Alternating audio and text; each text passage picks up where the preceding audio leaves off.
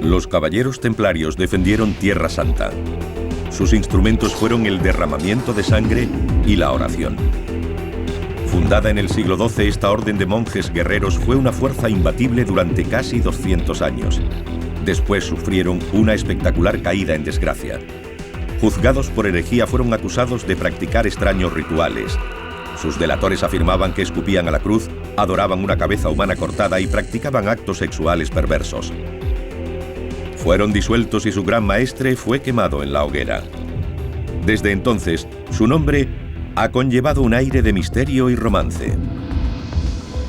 Hoy, libros como el Código da Vinci adornan el mito de los templarios. Persiste la afirmación de que guardan el objeto más sagrado de la cristiandad, el Santo Grial. Más allá de la leyenda, exploraremos el auténtico mundo de los caballeros templarios, un mundo edificado en piedra. Hace 800 años construyeron algunas de las mejores fortificaciones conocidas. Es fantástico. Hoy gran parte de lo que construyeron desaparece entre el paisaje. Ahora un equipo de expertos regresa a su mundo. No creo que se haya usado en siglos. Usando lo último en animación por ordenador, revelarán por primera vez en 8 siglos el mundo perdido de los caballeros templarios.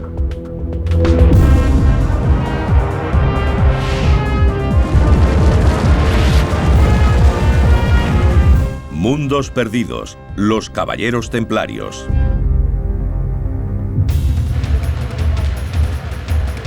En un rincón de Oriente Próximo se encuentra el mundo olvidado de los caballeros templarios.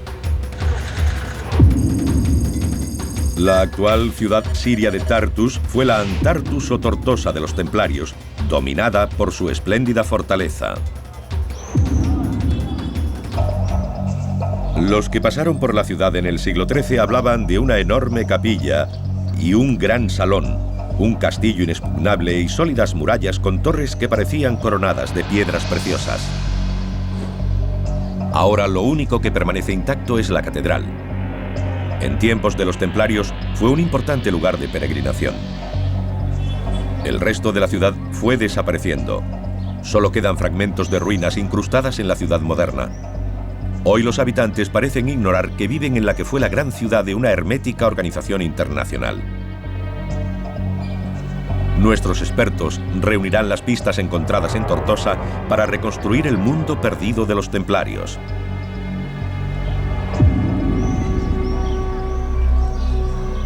La Orden del Temple se formó en el siglo XII.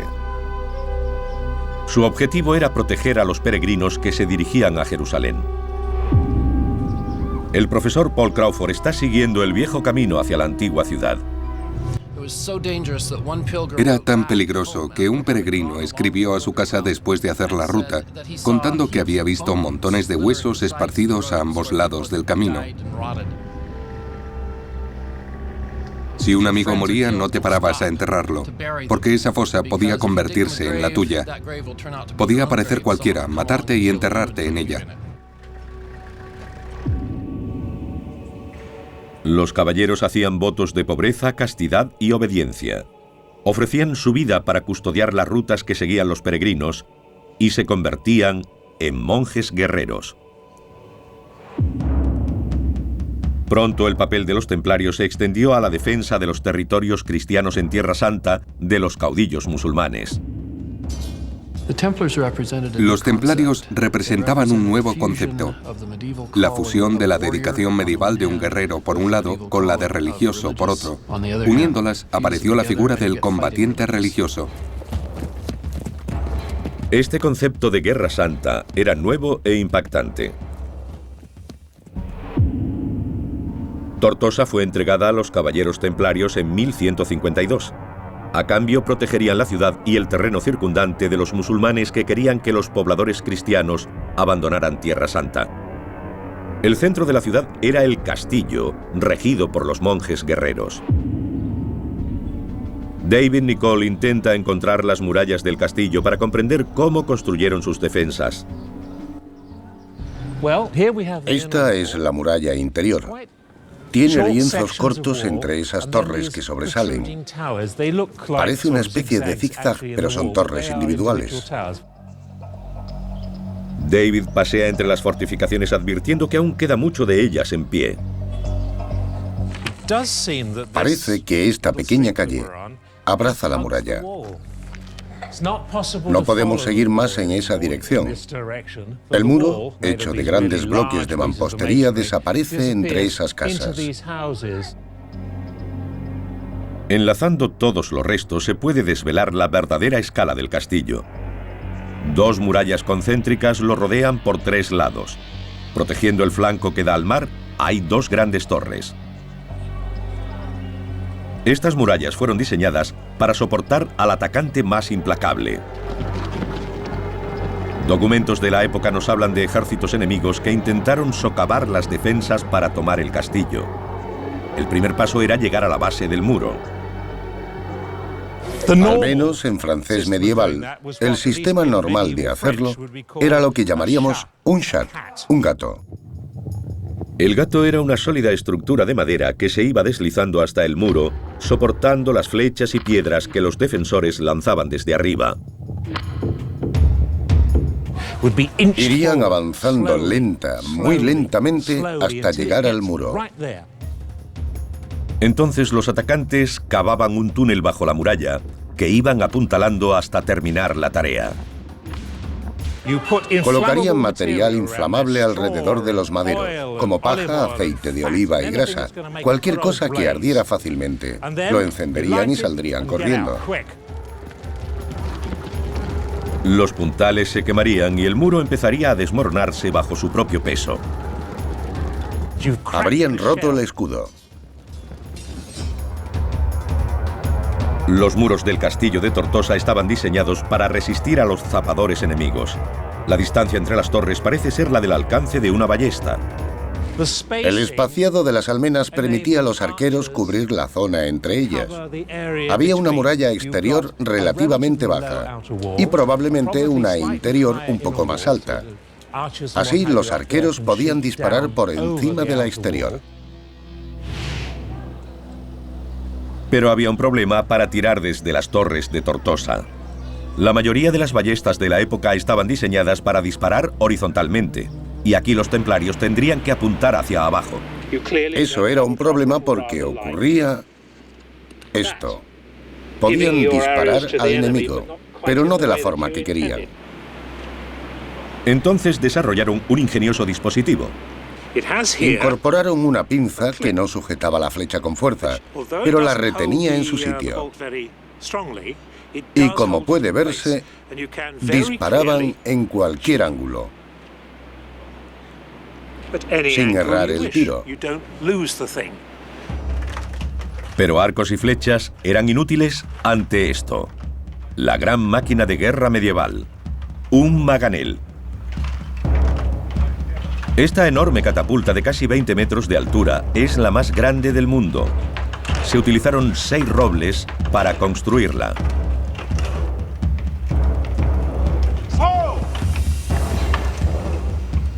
Para los templarios del interior del castillo, la visión de una máquina como esta habría sido aterradora.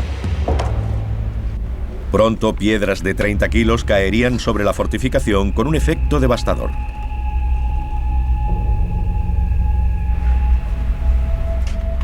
Con un alcance de unos 500 metros, estas catapultas tenían potencia para derribar grandes murallas.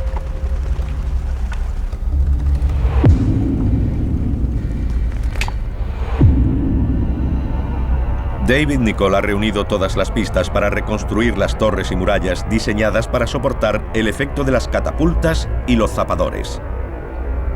Si el enemigo abrió una brecha en el muro exterior mediante un túnel, aún quedaba otro interior que traspasar, y con un grosor de 6 metros era casi inexpugnable. Tortosa fue la puerta de entrada a una serie de fortificaciones igualmente imponentes que protegían los territorios a través de Tierra Santa.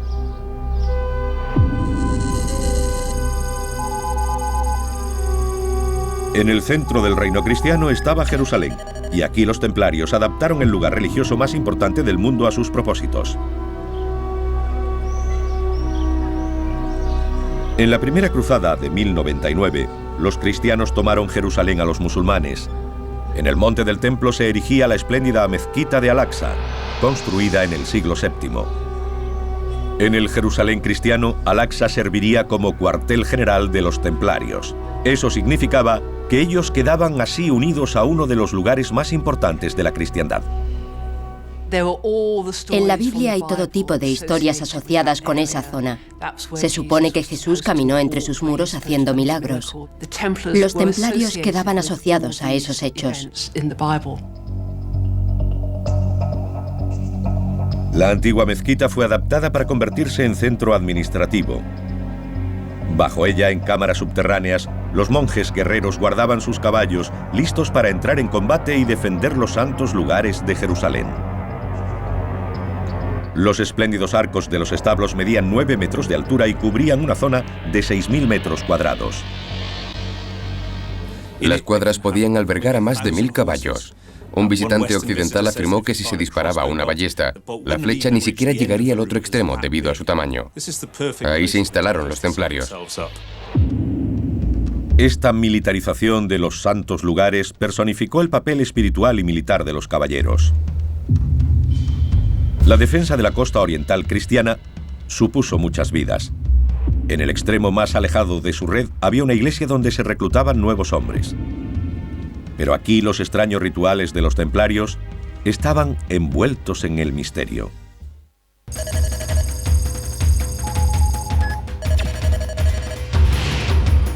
En el centro de la ciudad de Londres está el cuartel general inglés de los caballeros.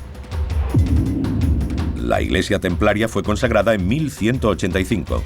Su estructura recuerda a la del templo más importante del mundo cristiano, el Santo Sepulcro de Jerusalén. El Santo Sepulcro se construyó en el lugar en que muchos cristianos creen que Jesús fue crucificado, enterrado y resucitado de entre los muertos. Igual que el Santo Sepulcro, la nave de la iglesia templaria es circular. Dentro de estos muros tenía lugar un misterioso ritual para investir a nuevos miembros. Los caballeros eran reclutados en gran número por toda Europa. Sustituían a los hombres muertos en batalla, defendiendo el reino de Jerusalén. A veces padecieron terribles bajas en combate. En 1244 murieron 312 en una batalla. Eran 348 templarios. Los nuevos miembros entraban en el templo por la puerta oeste, que después se cerraba con llave. La ceremonia era secreta. Era al amanecer, cuando el sol empezaba a salir, como si fueran a entrar en una nueva vida.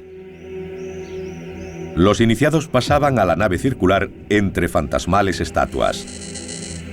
Entonces comenzaba un solemne ritual. Los nuevos miembros hacían voto de pobreza, castidad y obediencia. No podían besar a las mujeres, ni siquiera a sus madres o hermanas. Como caballeros, estos hombres sufrirían por Dios y serían siervos de los templarios para siempre.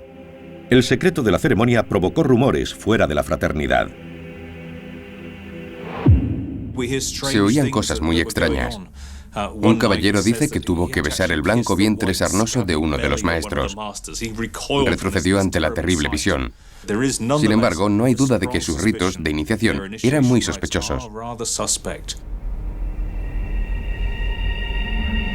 Los rituales secretos llevados a cabo en su interior contrastaban con la visible presencia del exterior. La iglesia fue construida como un anuncio de su causa, el reino de Jerusalén. Pronto, pobres y ricos empezaron a legar su dinero y propiedades al temple. Estas extrañas estatuas sobre el suelo de la nave representan a los donantes más generosos a la causa. Estas personas habrían sido ricos terratenientes de Inglaterra. Representarían lo mejor de la caballería inglesa de la época. Con la entrega de grandes sumas de dinero, los contribuyentes se aseguraban la gloria a los ojos de Dios. Los caballeros templarios se convirtieron en lo que hoy sería una organización multinacional y multimillonaria. Con la riqueza y las tierras que adquirieron, los templarios se convirtieron en una institución riquísima. Tenían sedes con representantes por toda la cristiandad y gozaban de confianza. Los hombres que partían a las cruzadas les confiaban el cuidado de sus riquezas. Los templarios operaban como una banca internacional. Los peregrinos podían depositar dinero en Europa y retirar sus fondos cuando llegaban a Tierra Santa. Eso reducía el riesgo de robos en el camino. Los templarios son la primera organización bancaria internacional. La ciudad de Antartus o Tortosa no era solo una importante sede templaria. Su ubicación costera proporcionaba un vínculo vital con Occidente. David Nicoll ha localizado junto a la muralla del castillo el puerto donde atracaban los barcos de esta orden. Hombres, mercancías, caballos, alimentos y suministros. Prácticamente de todo era transportado por mar. Comunicaciones, mensajeros e informes que volvían a la sede central de los templarios mantenían a todos informados de lo que ocurría en esta parte del mundo. Ahora podemos saber cómo pudo ser el puerto de Tortosa en época templaria. Hace 800 años el mar habría chocado contra los muros del castillo, permitiendo que hombres y mercancías pudieran ser descargados en la ciudad. Estos muros encerraban una zona ahora llena de casas modernas. Ocultan lo que en su día fueron magníficos edificios medievales. Las fuentes contemporáneas nos cuentan que los templarios adinerados construyeron aquí una gran sala y habrían ideado en ella planes de batalla y tácticas mientras defendían el territorio circundante. Paul Crawford está buscando los restos del edificio templario oculto por esta serie de casas. Sería magnífico ver lo que hay detrás de estas casas ahora.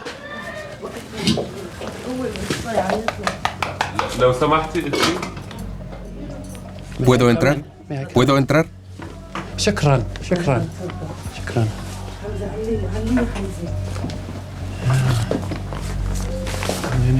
Ya estoy dentro. A ver si puedo subir. Han construido sus casas sobre partes del gran salón. Dios mío, es fantástico. La gente está viviendo junto a las murallas del gran salón. En las bóvedas hay pruebas del estilo gótico usado por los templarios.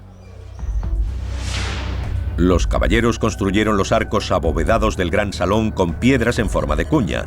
La clave se mantenía en el centro por la presión de las piezas vecinas. La piedra clave es el elemento fundamental para soportar el peso en una estructura así. Sin ella, el arco se derrumbaría. El peso es dirigido a fuertes puntos de apoyo en la base de los arcos. Si seguimos las líneas de la bóveda hacia abajo, deberíamos encontrar el punto en algún lugar. Y debería estar aquí. Vamos a intentarlo. A ver. Aquí está, decorado. Es precioso. Hay que imaginarse mirándolo desde abajo a 6 metros. Es fantástico. Ahora podemos revelar la magnificencia del gran salón. Hace 8 siglos bulliría de actividad mientras los templarios conspiraban contra el gran caudillo musulmán Saladino. En el suelo, quizá habría largas mesas con caballeros planeando sus estrategias. En 1188, quizá entró un mensajero avisando de la llegada de Saladino. Todos habrían saltado de sus asientos para dirigirse a sus puestos.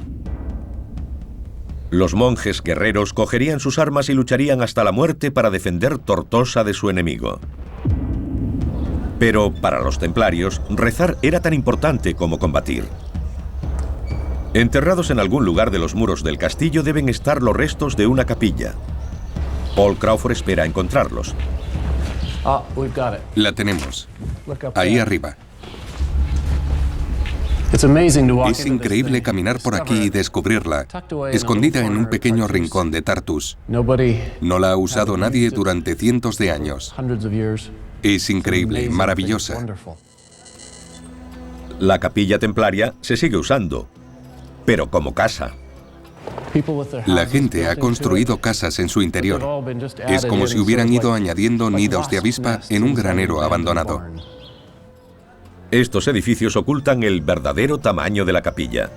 Siglos de escombros han elevado 5 metros el nivel del suelo, como muestra la posición de estas ventanas.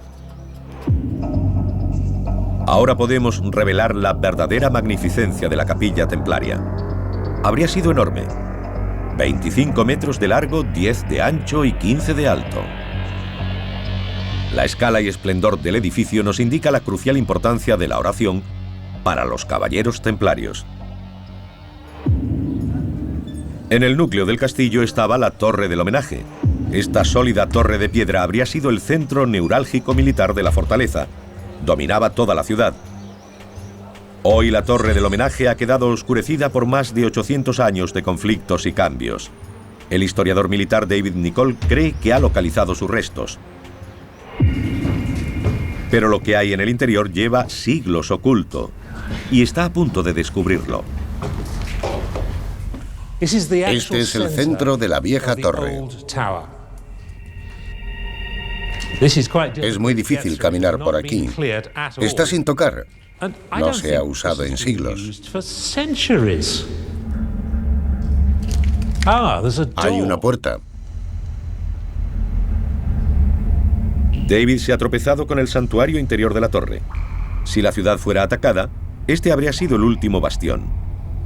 Aquí puede haber pistas de cómo sobrevivieron durante los asedios. Por el sonido está llena de agua. Da un poco de miedo. Hace eco y hay escalones que llevan hasta el agua. Es escalofriante. Hace un descubrimiento asombroso. Una cisterna que sigue llena de agua siglos después de marcharse los templarios. ¿Qué profundidad tendrá? Bastante. No pienso meterme ahí. Ante un asedio, los caballeros podrían haber permanecido en la torre durante semanas. La cisterna sería un suministro esencial de agua. A continuación, hay otra cámara. La calidad de la construcción es asombrosa incluso en las profundidades de la Torre del Homenaje. Está muy bien hecha. Miren esa ventana. Cualquiera se sentiría orgulloso de encontrar eso en alguna de nuestras parroquias. Este era el depósito de armas. En lo alto hay un pequeño orificio de acceso. Una trampilla secreta habría proporcionado a los templarios espadas, escudos y ballestas. La cisterna y el depósito de armas de la Torre del Homenaje representaban la última línea de defensa de los templarios. En 1188, su gran enemigo, Saladino, atacó Tortosa. La ciudad y sus murallas cayeron, pero la torre, con sus muros de 5 metros de espesor, permaneció en pie, un testimonio de su construcción y diseño. Ahora, por primera vez, el equipo de historiadores ha redescubierto la perdida ciudad templaria de Tortosa y la ha devuelto a la vida.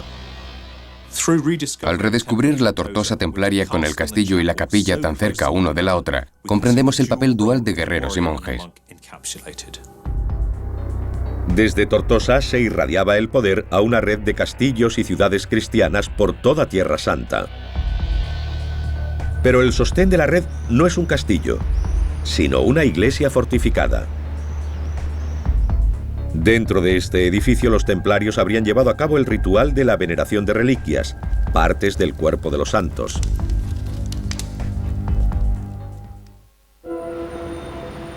Desde el puerto de Antartus o Tortosa, los caballeros irradiaban su poder y riqueza por toda Tierra Santa. A casi 50 kilómetros de Tortosa está Chastelblanc, en la frontera del reino cristiano. Hoy todo cuanto queda es una solitaria torre de piedra en una colina que domina la moderna ciudad de Safita. Chastelblanc sobresale 30 metros sobre el pico más alto de la región. Pero es un edificio especial y único. Es una iglesia fortificada. Es el ideal templario, hecho piedra. La fe cristiana defendida por el poder militar. Se unen la función del guerrero y la vocación religiosa porque es un edificio religioso. Es una iglesia, pero tiene saeteras en vez de ventanas con vidrieras. Oculta dentro de los muros de 5 metros de espesor de la iglesia fortificada hay una escalera secreta. Conduce al tejado. Paul Crawford está explorando la fortificación para determinar por qué se construyó Chastel Blanc precisamente aquí. Ahora entiendo por qué los templarios construyeron una red de castillos en este lugar. No es un desierto, no está cubierto de arena. Hay huertos, olivos, naranjos y limoneros. Mucha riqueza vegetal. Es un paisaje muy bello. No era atractivo solo para la vista, también lo era para el bolsillo. Un territorio muy valioso económicamente. Desde aquí divisaban todas las fortificaciones cercanas, con el inexpugnable Chastel Blanc en el centro de una red defensiva. Era el sostén de una red de castillos que mantenía esta rica y fértil tierra defendiéndola. Chastel Blanc tiene un bello diseño compacto, con una capilla en el nivel inferior y un dormitorio encima. Debajo, tallado en la roca, hay un depósito de agua. Pero para el constructor medieval, levantar una fortificación en lo alto de esta colina representaba un reto importante. Es muy caro construir un castillo así. Solo hay que ver el espesor de los muros, el tamaño de los bloques y lo cuidadosamente que fueron ensamblados. El historiador David Nicol ha estudiado cómo lograron mover estas gigantescas piedras de 1000 kilos para construir sus castillos. Usaron grúas de madera y poleas. Era un sistema muy sofisticado. Tenían la misma ingeniería que nosotros, con la diferencia de que entonces todo era madera y cuerdas. No había acero ni ningún material de ese tipo. Y en vez de electricidad o combustible diésel, la tracción la proporcionaban hombres o animales. Una persona se colocaba dentro de la rueda y caminaba, como los hámsters en la rueda de su jaula. Eso se transformaba en potencia que tiraba de las cuerdas. Era muy eficaz. La ingeniería utilizada es impresionante, pero no lo es menos su calidad. Cada piedra está labrada a la perfección. Miren esto. La parte inferior de la ventana está inclinada para poder asomarse. En caso de que llegara algún enemigo, se podían disparar flechas y dar en el blanco gracias a la pendiente. No había ningún ángulo muerto. Para los templarios, la guía en el campo de batalla llegaba de Dios. Dentro de su capilla fortificada, los monjes guerreros habrían participado en rituales religiosos, venerando reliquias de santos. En la historia cristiana siempre ha existido ese elemento de aproximación a un santo, venerando o incluso tocando sus reliquias. A menudo se trataba de un fragmento de hueso o un trozo de ropa de un santo, a veces de algo más tremebundo como una cabeza cortada.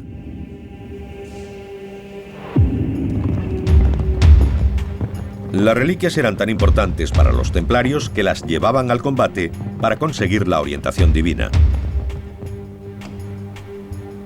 Pero las reliquias más ansiadas eran las del propio Jesucristo.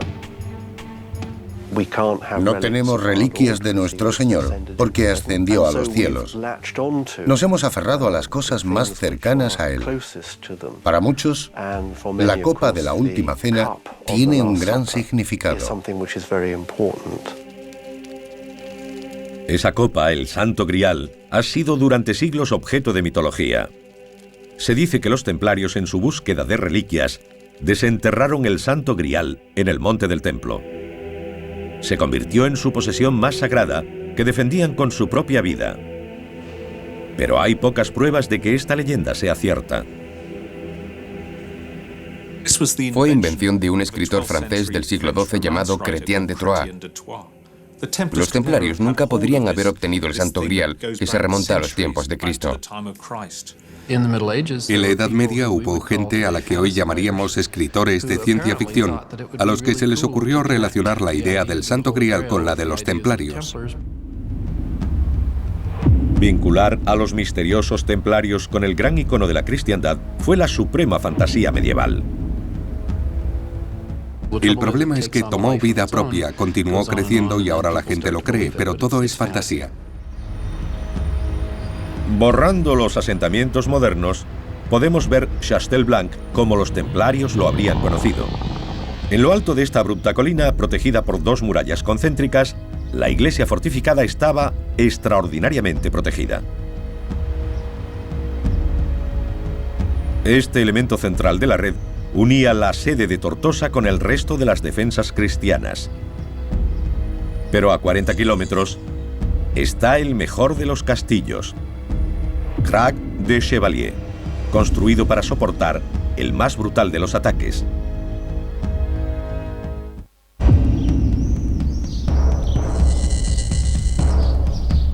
Lawrence de Arabia calificó a Crac de Chevalier como el mejor castillo del mundo.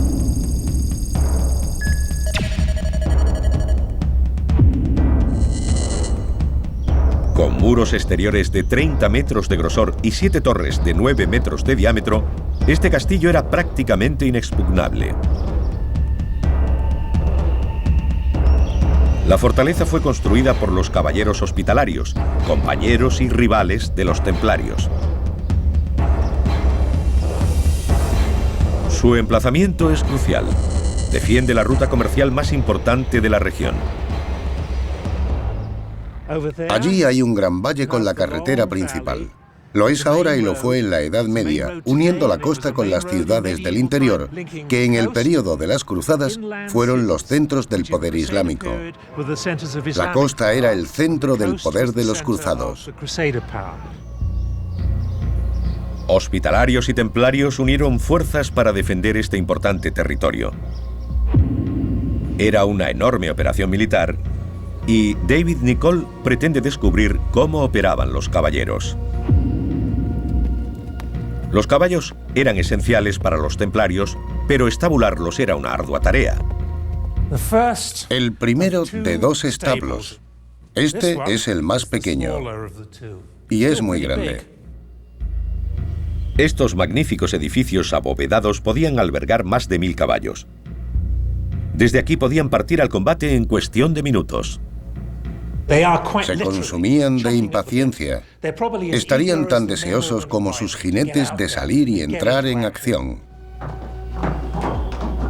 Los caballos también eran esenciales para transportar armas, alimentos y hombres por el castillo. Los diseñadores de Crac de Chevalier tuvieron que encontrar un modo de permitir que los animales se desplazaran por las pronunciadas pendientes de la fortaleza. Solucionaron el problema construyendo los pasadizos con amplios escalones de poca altura en vez de rampas. Con estos escalones casi planos, se reducía la inclinación y se facilitaba la labor a los animales. Había humedad. Se podía resbalar. Y con tantos animales, lo normal es que hubiera muchos excrementos.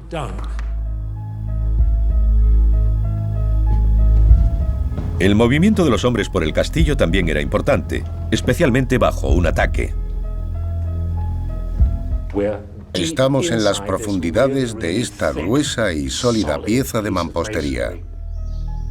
Esto es conocido como un muro-galería, un pasadizo secreto dentro de la amplia fortificación que permitía a los caballeros moverse ocultamente alrededor del castillo en momentos de ataque. Les gustaba estar tan ocultos como fuera posible del enemigo. En pleno ataque, la gente corre de un lado a otro proporcionando flechas a los tiradores, llevando agua y comida o ayudando a los heridos. Había mucha actividad durante un sitio. Los caballeros disparaban desde las aspilleras y también desde una ingeniosa pieza de ingeniería medieval llamada matacán. El matacán sobresalía de los muros del castillo. Era una astuta medida antizapadores. Estando sobre ellos podían lanzar piedras o cualquier material hiriente, agua hirviendo o aceite hirviendo. No, el aceite no, porque era muy caro. Pero se podía verter agua hirviendo sobre la cabeza de los zapadores. Era un método muy eficaz. Les caía encima.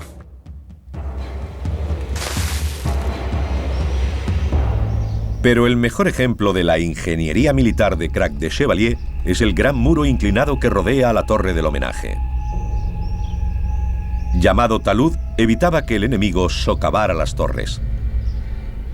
La idea es que si lograban penetrar ahí, se les vendría encima. A pesar de la red de fortificaciones, en 1187 las cosas se estaban volviendo en contra de los templarios. Su gran enemigo, Saladino, barría Tierra Santa, ocupando una tras otra las ciudades cristianas. Al final, capturó Jerusalén. A los pocos meses, su ejército llegaba a las puertas de Tortosa, la base militar de los templarios. La ciudad cayó, pero los caballeros lograron refugiarse en el castillo. Tenían que reagruparse y decidieron reconstruir sus fortificaciones. David Nicol está buscando pistas de cómo lograron reforzar Tortosa. Esa línea diagonal es una buena pista. Podemos decir, con cierto fundamento, que marca la línea del talud que rodeaba la base de esta torre. Este talud indica que Tortosa resistiría el ataque de un enemigo que intentara socavar sus muros. Dentro, David hace otro descubrimiento. Está claro que la parte interior de la torre del homenaje, que cuenta con un depósito de armas y una cisterna, está rodeada de una fortificación tardía. Lo que hicieron los templarios fue añadir material en el exterior. Lo fortalecieron y agrandaron. Por fuera estaría el mar. Ahora la estructura era muy fuerte. El descubrimiento de David revela cómo se construyeron los refuerzos de la torre del homenaje de Tortosa. Este segundo muro creó un pasadizo en el que se podían cubrir los arqueros para defender las fortificaciones internas. Con el talud añadido, la torre del homenaje dentro del castillo de Tortosa era inexpugnable. Pero a pesar de las fortificaciones, los templarios fueron incapaces de resistir la marea de fuerzas musulmanas que querían expulsarlos de Tierra Santa. A finales del siglo XIII habían caído todos sus castillos excepto Tortosa. Pero sin su red de fortalezas, los caballeros estaban condenados. Dándose cuenta de que todo estaba perdido, se retiraron a una pequeña isla a 1 kilómetro de Tortosa. Su riqueza, secreto y brutalidad estaban a punto de volverse contra ellos. En 1291, los templarios habían fracasado en su misión de defender los territorios cristianos de Tierra Santa. Habían caído sus aparentemente inexpugnables fortalezas. Los templarios se vieron empujados a la costa hasta Tortosa, el único castillo que les quedaba. Pero sin su red, también este estaría condenado a caer. Solo les quedaba la opción de la huida. Tortosa ya era inútil, no se podía defender. En agosto de 1291, los templarios cogieron sus barcos y zarparon.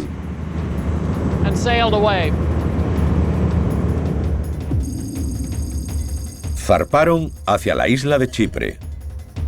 Era una base segura donde reagruparse y lanzar un ataque para recuperar Tortosa y su red de fortificaciones.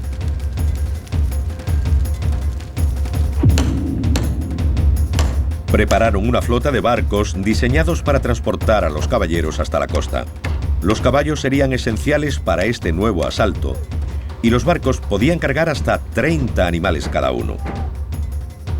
Pero el viaje por mar desde Chipre hasta Tortosa es de más de 150 kilómetros. Transportar caballos a esta distancia sería todo un reto. Los caballos se mareaban igual que los humanos, pero a diferencia de las personas, los caballos no saben vomitar, y eso es un problema. Lanzar un ataque con caballos enfermos sería desastroso. Los templarios necesitaban hacer una escala para recuperar a sus animales. A 1 kilómetro de la costa de Tortosa está la isla de Ruad. En Ruad podrían desembarcar los caballos y descansar. Después volverlos a cargar en el barco y llevarlos a la costa. Así estarían en buenas condiciones para el ataque. En 1300, los templarios partieron hacia la isla de Ruad con una guarnición de 120 caballeros y 500 arqueros, listos para actuar. Volvieron con la idea de usar la isla como cabeza de playa, recuperar Tortosa y después el resto. El único territorio de Tierra Santa en poder aún de los templarios era Ruad, una isla de menos de 1 kilómetro de longitud. Lo habían perdido todo. La línea costera que hemos visto antes, la ciudad de Tortosa, la catedral, Crac de Chevalier, Chastel-Rouge, Chastel-Blanc, todas las grandes fortificaciones del interior habían caído y sus posesiones habían quedado reducidas a una isla solo un poco más grande que la ciudad de Tortosa. Pero en 1302 las cosas empeoraron para los templarios.